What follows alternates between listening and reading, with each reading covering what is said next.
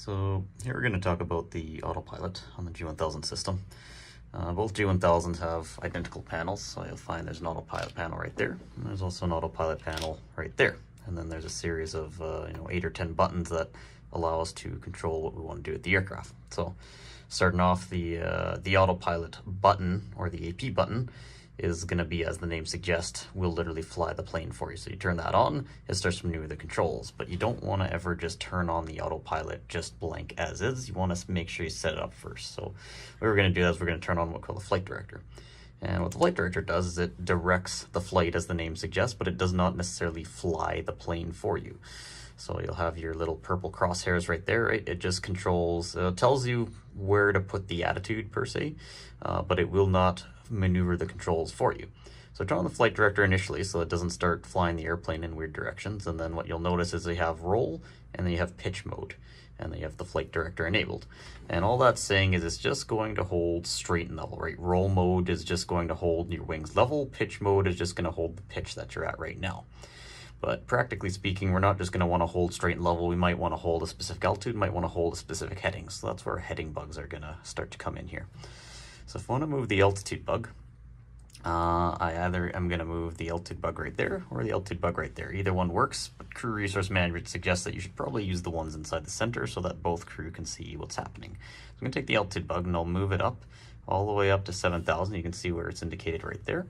And you can see that the bug also follows right on 7,000. That's where I want it to. And now, funny enough, because I've put the bug right on 7,000, it kind of saw that and it captured the altitude, but that doesn't always work. Sometimes, we might be at 7,000, but maybe we want 8,000 feet like such. So set it up in the way that you want it to fly. So let's say we want initially a climb to 8,000 feet, and we wanted a heading, just to hold our heading right now. So we have our little heading bug right there, or right there. Again, identical panels. So we're going to maneuver the heading bug to whatever we want it set to. If you click the button in, it just centers it to the heading that you have right there. So I have it in altitude mode already, but that's not going to be very useful to me because I want to climb up to 8,000. So working down, we have a couple modes. We got nav mode, VNav, approach, and back course, which we'll come back to later. But if you want to climb or descend, the autopilot isn't necessarily going to climb or descend for you. You have to tell it how you want to climb. And the two ways that you can tell it how to climb is either hold your airspeed or hold a vertical speed. Generally, if you're climbing, you're going to want to hold an airspeed for a couple of reasons. If you're trying to hold a vertical speed and you climb too high, you might stall it because it's going to continue to try and climb at, let's say, 500 feet per minute. And then it'll keep doing that until you either hit the ceiling or you stall it, or it hits the top of the bug, whichever one comes first, right? So generally, if you're climbing, flight level change is the mode we're going to use, and that's going to lock in a certain airspeed right here. So if I want to lock in 95 knots and climb at 95 knots, I could do that. But I could also adjust that bug by using your nose up and nose down buttons. So in my case, I want to climb, so we're going to go nose up, and it starts to bring that bug all the way down. So let's say I want to climb at 80 knots. Going to keep pushing it down until it hits 80 knots, and then we can see we've got flight level change and 80 knots indicated right there. Now, if I want to, let's say, descend or even climb at a vertical speed, same deal, right? Hit vertical speed. Now I have a bug set on my VSI over there, and then I'm going to either nose it up if I wanted to climb or nose it down if I wanted to descend. And what it'll do is it will hold that climb, or it'll do its best to hold that climb or descend until it hits the bug or you disengage the autopilot, which is why it's very, very important to set the bug beforehand. You got to set it to wherever you want it to stop at. Otherwise, it'll just keep climbing for all eternity until you tell it to do something else, right? They're just robots. They do exactly as they're told and nothing more, nothing less, right? So then from there, that's how we might climb or descend. What about actually tracking a heading? So the easiest mode that we have is our heading mode. So right now we're in roll mode. So if I hit the heading button up here, now it's going to move it to heading. And all that means is it's just going to hold a heading. If I change the heading to the right, it'll go to the right. If I change the heading to the left, it'll also go to the left, right? If I wanted to just hold wings level, I just hit the heading one more time, and then we go back to roll mode and vice versa. So same deal, if I wanted to go, just maintain an altitude, I would just hit altitude, and it's not necessarily going to hold what the bug's at, right? Because we have it bugged at 79 right now. It's going to hold whatever altitude you are at right now, and we'll see that right there. So it's right at 7,000. We're at 7,000. That makes sense.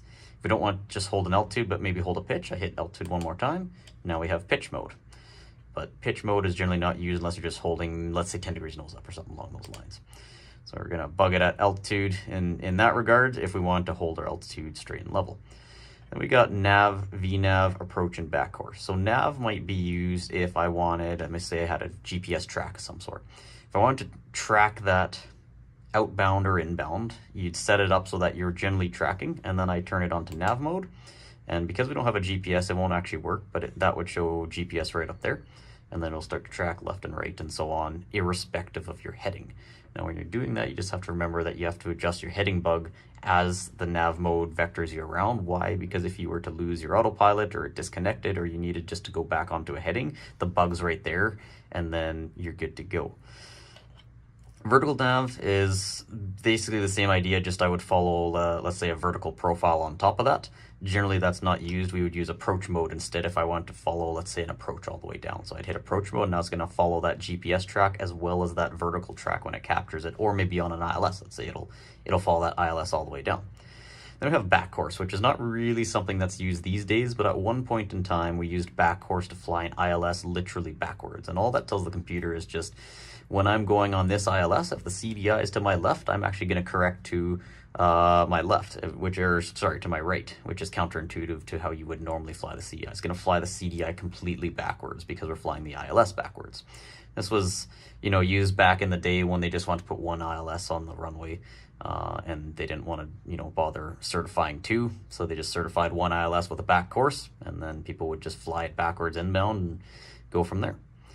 So that, in a nutshell, is how to use the autopilot. The biggest thing is, if you want to know what the autopilot mode is in, you look at this top bar there. There's always going to be an altitude mode. There's always going to be some kind of heading mode. Or there's always going to be a pitch mode. There's always going to be some kind of roll mode engage. And it's just your job to make sure that you know what's happening and when and why. And if it's not doing what you want, then you either hit autopilot disconnect or you hit the red button on your yoke most of the time, and that'll disconnect it, right? Fly the plane first. Make sure it's doing what you want it to do because you're the one in command, you're in control, and then set it up again so that it's going to do what you think you want it to do, and then engage the autopilot once you're satisfied that it's not going to go run off on you per se.